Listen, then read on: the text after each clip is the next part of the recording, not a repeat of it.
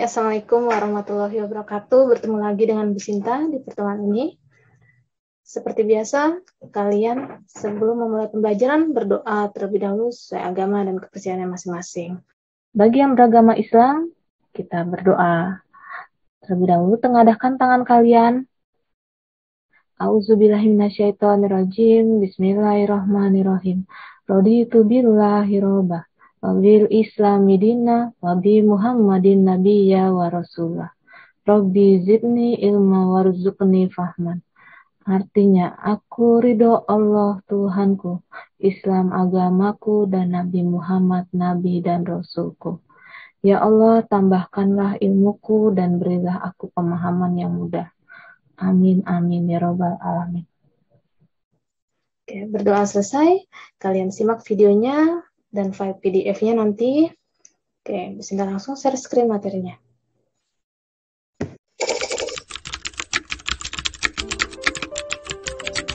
Oke, ini adalah pertemuan kedua tentang materi statistika. Kemudian submaterinya menentukan nilai rata-rata atau MEAN. Seperti biasa, sebelum memasuki materi, kami para guru mengingatkan kalian untuk mencegah COVID-19 dengan 5M+1D. Yang pertama, menggunakan masker dengan benar. Seenggaknya minimal 2 masker ya yang kalian pakai pada saat nanti PTM. Yang kedua, mencuci tangan menggunakan sabun di air yang mengalir. Ketiga, menjaga jarak minimal 1-2 meter. Keempat, menghindari kerumunan. Kelima, mengurangi mobilitas. Dan yang paling utama adalah kita senantiasa berdoa sesuai agama dan kepercayaan masing-masing agar kita terhindar dari virus corona. Oke, sebelum masukin materi, Sinta ingatkan kembali untuk kompetensi dasar 3.8 dari segi pengetahuan, yaitu menganalisis data berdasarkan distribusi data, nilai rata-rata, median, modus, dan sebaran data untuk mengambil kesimpulan, membuat keputusan, dan membuat prediksi.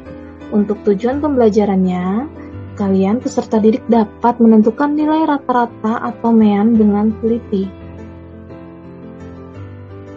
Oke, sebelum memasuki materi untuk rata-rata MEAN, di sini ada ilustrasinya dulu ya, biar kalian paham. Pada saat upacara bendera, kita sering memerhatikan teman-teman kita. Terkadang tanpa sadar kita membandingkan tinggi rendah siswa dalam upacara tersebut. Ada yang tingginya 170 cm, ada yang 165 cm, ada yang 150 cm, atau bahkan ada yang 140 cm. Namun demikian, jika kita mencoba mendata tinggi tiap siswa, pasti hasilnya akan mengacu pada suatu nilai tertentu yang disebut rata-rata. Nah, rata-rata merupakan salah satu contoh ukuran data. Untuk memberikan gambaran yang lebih jelas dan singkat tentang sekumpulan data, rata-rata merupakan wakil dari sekumpulan data atau dianggap suatu nilai yang paling dekat dengan hasil pengukuran yang sebenarnya. Ini adalah ilustrasi tentang rata-rata atau MEAN. Oke, ayo kita menggali informasi bagaimana cara kita untuk menentukan rata-rata. Nah, caranya adalah salah satu ukuran pemusatan data adalah rata-rata atau MEAN. Langkah mudah untuk menentukan rata-rata adalah menjumlahkan semua bilangan pada data, kemudian membaginya dengan banyak data. Seringkali nilai rata-rata yang diperoleh tidak terdapat pada data yang diberikan. Untuk lebih memahaminya, yuk kita perhatikan beberapa contoh berikut. Oke, contoh pertama, perhatikan tabel ini sudah ada waktu di pertemuan pertama ya, kita menganalisis data pada tabel, diagram garis, diagram batang, kemudian di latihannya ada diagram lingkaran. Oke.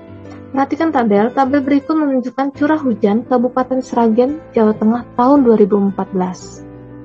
Di sini ada tabelnya. Pada bulan Januari, curah hujannya adalah 207,11 mm. Sampai pada saat akhir bulan Desember, curah hujannya adalah 271,26 mm. Tentukan rata-rata curah hujan Kabupaten Sragen sepanjang tahun. Nah, pertama ini kita menentukan rata-rata atau MEAN-nya. Pembahasan rata-rata curah hujan Kabupaten Sragen sepanjang tahun 2014 adalah tadi menjumlahkan data, kemudian membaginya dengan banyaknya data. Jadi 207,11 ditambah 188,11 ditambah 251,79 ditambah 260,89 ditambah 53,00 ditambah 137,68 ditambah 41,95 ditambah 4,37 ditambah 2,68 ditambah 9,89 ditambah 295,84 ditambah 271,26. Ini dijumlahkan dari bulan Januari sampai Desember, kemudian dibagi 12. Kenapa dibagi 12? Karena 1 tahun ada 12 bulan. Oke, kalau sudah, hasilnya adalah penjumlahannya 1724,57 dibagi 12. Hasilnya adalah 143,71. Jadi rata-rata curah hujan Kabupaten Sragen adalah 143,71 mm di tahun 2014. Ya, 143,71 mm di tahun 2014. Meannya atau rata-rata. Oke, dalam suatu kumpulan data ada kalanya terdapat satu nilai data yang jauh lebih besar atau jauh lebih kecil daripada nilai-nilai yang lainnya. Ketika nilai tersebut dimasukkan ke dalam kumpulan data akan memengaruhi nilai rata-rata. Perhatikan contoh berikut. Contoh yang kedua, perhatikan tabel. Ada nomor sepatu anak-anak yang mewakili pekan olahraga.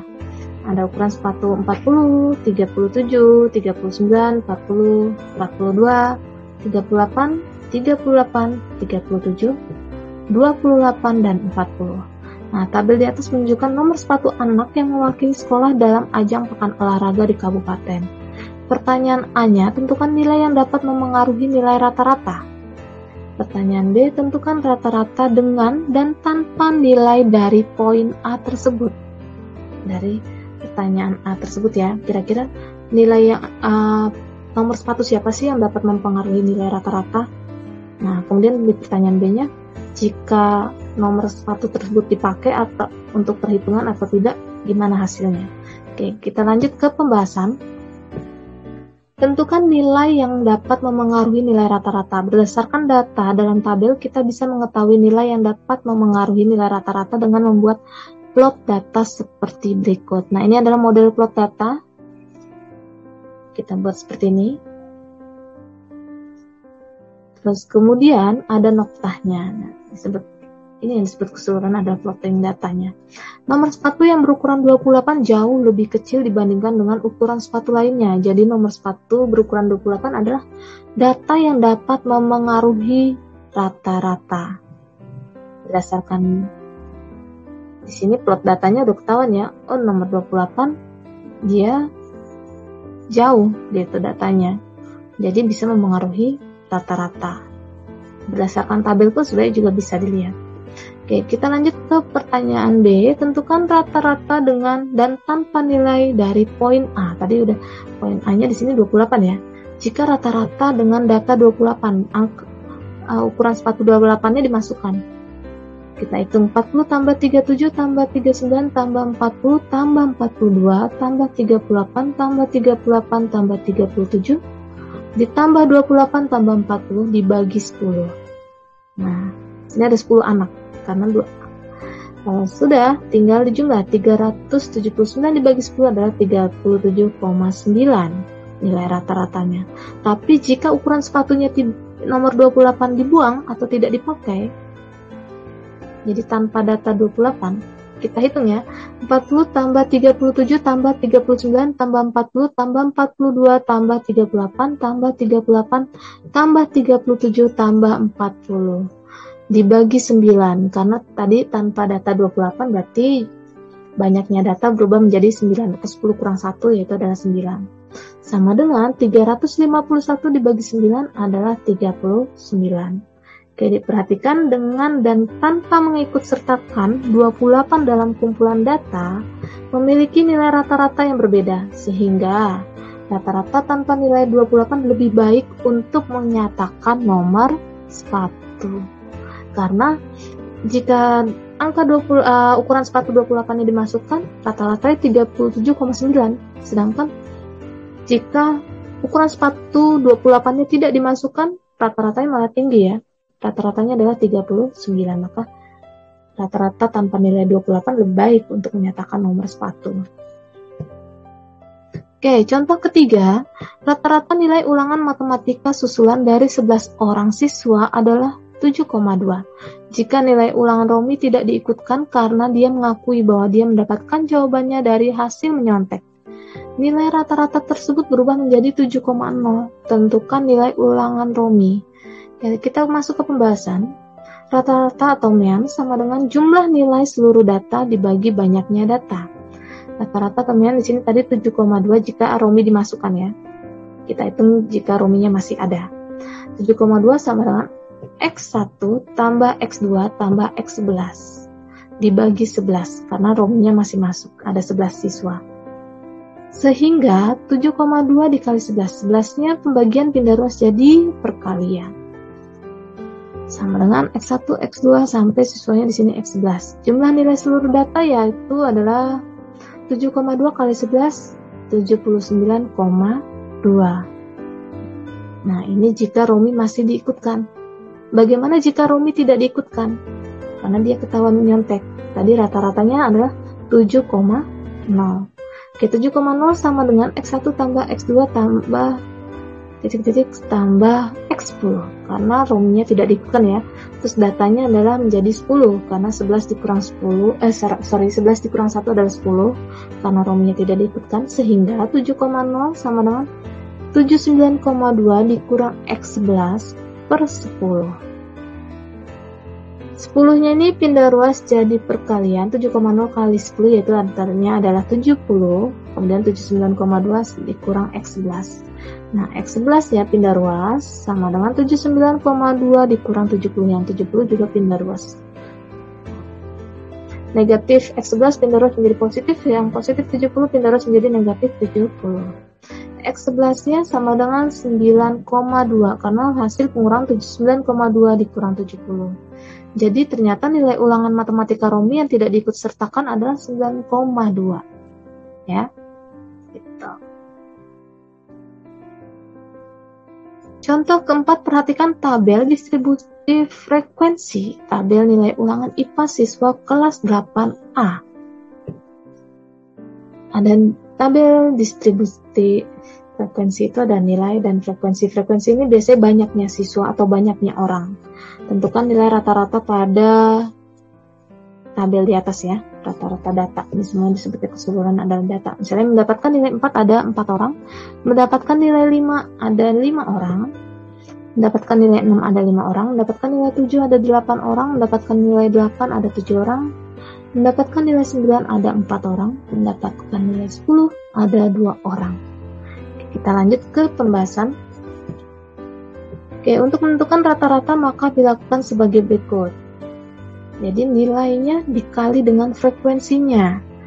4 kali 4 dalam kurung ditambah 5 kali 5 dalam kurung ditambah 6 kali 5 dalam kurung ditambah 7 kali 8 dalam kurung tambah 8 kali 7 dalam kurung ditambah 9 kali 4 dalam kurung ditambah 10 kali 2 dalam kurung dibagi penjumlahan datanya. Di sini datanya banyaknya data adalah kalau tabel di sini frekuensinya 4 tambah 5 di sini ya. 4 tambah 5 tambah 5 tambah 8 tambah 7 tambah 4 tambah 2. Jadi ini jumlah frekuensinya. Oke, sama dengan 239 dibagi 35. 239 bagi 35 hasilnya adalah 6,8. Oke, note atau catatan penting, cara di atas dilakukan dengan mengalihkan nilai dengan frekuensi dan menjumlahkannya, kemudian membaginya dengan jumlah frekuensi. Kira kalau datanya dalam bentuk tabel, tabelnya ada nilai dan frekuensi keterangannya ya. Jadi caranya seperti ini. Oke, semoga kalian memahami materi di pertemuan ini, kalian pelajari. Nah, kita berdoa selesai belajar di pertemuan ini. Bagi yang beragama Islam, tengadahkan tangan kalian. Bagi yang non-muslim, berdoa sesuai agamanya masing-masing. Oke. A'udzubillahi minasyaitonirrajim. Bismillahirrahmanirrahim. Allahumma arinal haqqo haqqo warzuqna tiba'ah wa arinal batila batilan warzuqna tinabah. Artinya, ya Allah, tunjukkanlah kepada kami kebenaran sehingga kami dapat mengikutinya, dan tunjukkanlah kami kepada keburukan sehingga kami dapat menjauhinya. Amin amin ya rabbal alamin. Sampai di sini pertemuan kita. Kalian catat hal-hal yang penting di buku catatan kalian agar kalian dapat lebih memahami lagi. Sampai jumpa. Terima kasih. Wassalamualaikum warahmatullahi wabarakatuh.